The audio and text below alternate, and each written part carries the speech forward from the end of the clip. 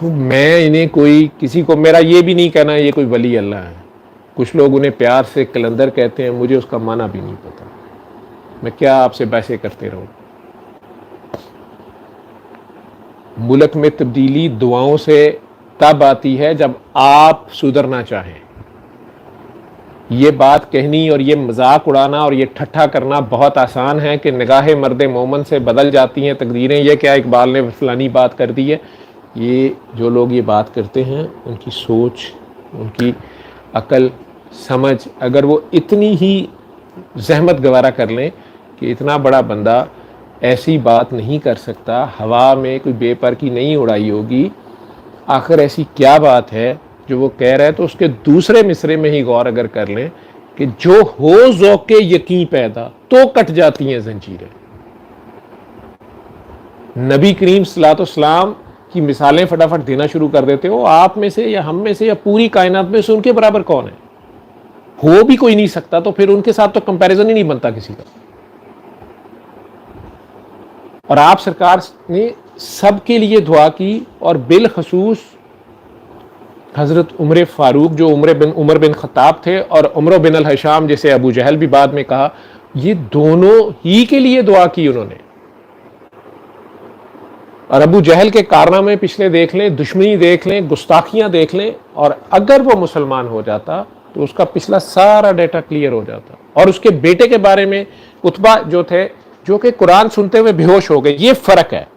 لیکن فتح مکہ کے بعد جب وہ بھاگا ہے کشتی میں اور پھر کشتی ڈوبنے لگی ہے, واپس آتا ہے, وہ سارا واقعہ آپ لوگوں کو, آپ عالم حضرات ہیں, وہ سب کے سب آپ کے سامنے تھے.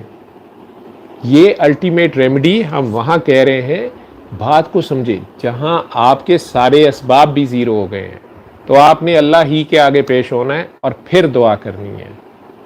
ٹھیک ہے, یہ دعا یہ نہیں ہے کہ آپ اپنے حصے کا کوئی کام نہ کریں, آپ اپنی کوئی کوشش بھی نہ کریں, یا آپ اپنے وسائل یا اللہ نے جو کچھ آپ کو دیا ہے آپ ہاتھ پہ ہاتھ دھرے بیٹھے رہیں اور کہیں کہ یہ اللہ ہی کرے گا جو کرے گا.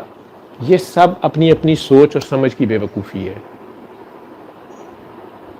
نبی کریم صلی اللہ علیہ وسلم نے سب کے لیے دعا کی, ان دونوں کے لیے بالخصوص کی. وہ ابو جہل اور اس کا بیٹا وہ چھپ کے قرآن سن رہے ہیں, اور عتبہ جو ہے وہ سنتے ہوئے بے ہوش ہو گئے. قرآن کا یہ اعجاز بھی ہے, وہ غور سے سن رہا ہے, لرزہ طاری ہو گیا ہے, اور کہہ رہے کہ یہ کچھ اور ہی کلام ہے. اسی ابو جہل سے پوچھنے والا پوچھ رہا ہے کہ یار تمہارے بھتیجے میں ایسی کیا خامی ہے کہ تم نہیں مانتے, کیا وہ جھوٹا ہے؟ وہی ابو جہل کہہ رہا ہے کہ میں جانتا ہوں کہ وہ سچا ہے, لیکن میں اس لیے نہیں مانتا کہ میں کیوں نہیں وہ کیوں. یہ سرکشی اور جہالت ہے. میں ہے, یہ وہی شیطان والا مسئلہ ہے. یہ ایک سجدہ جسے تو گراں سمجھتا ہے, 1000 سجدے سے دیتا ہے آدمی کو نجات. وہ اللہ کا بندہ سامنے بیٹھا, یہ اللہ کی چوائس ہے, اس کے سامنے تمہیں جھکنا پڑے گا.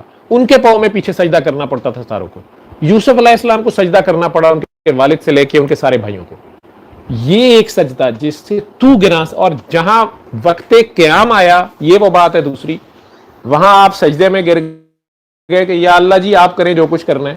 جہاں آپ نے ڈٹنا ہے, جہاں آپ کو کھڑا ہونا ہے, وہاں تو آپ کھڑے ہو نا, اور وہاں اللہ سے مدد کی دعائیں کرنا شروع کر دیں اپنے گھروں میں بیٹھ کے نہیں. جہاں آپ کو نکلنا ہے وہاں آپ کو نکلنا پڑے گا, چاہے تیر ہے, تلوار ہے, ڈنڈا ہے, خالی ہاتھ ہے. اور پھر آگے 1000 کا لشکر ہے, آپ تعداد میں بھی کم ہے, اسباب میں بھی کم ہے, لیکن آپ کو گھر سے تو نکلنا پڑے گا, بستروں سے تو نکلنا پڑے گا. پھر آپ جائیں گے اور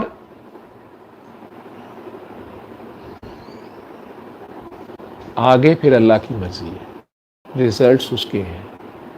آپ اس کی خاطر جتنی مقدور بھر کوشش کر سکتے ہیں وہ آپ نے کرنی ہے, چاہے وہ بہترین ہو, چاہے آپ تعداد میں بہت زیادہ ہو, غزوہ حنین کی طرح آپ بہترین ساز و سامان سے لیس ہوں, پھر بھی آپ یہ نہ سوچیں کہ اب ہمیں کوئی نہیں ہرا سکتا. نہیں, آپ کے اسباب پہ نہیں, سبب پہ نہیں, آپ کے مسبب الاسباب جو ہے جس کی فائنل اتھارٹی ہے, آپ کا توکل پھر بھی اسی کے پاس ہوگا. وہ بہت ڈاڈا ہے, اس نے بارہا چھوٹی سی جماعت کو بہت بڑی جماعت پہ غالب کر دیا, اس کے لیے یہ کوئی مسئلہ نہیں ہے.